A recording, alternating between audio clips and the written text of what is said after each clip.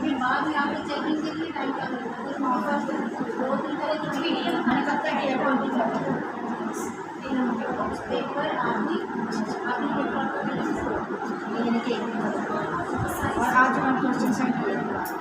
हाँ ठीक है तो इतनी तक भी होनी है आपने ये करनी है ना तो मैं उसी का बस लोगों में हमें कम मिल जाए काफ़ी होती है सर वो बता कर ठीक है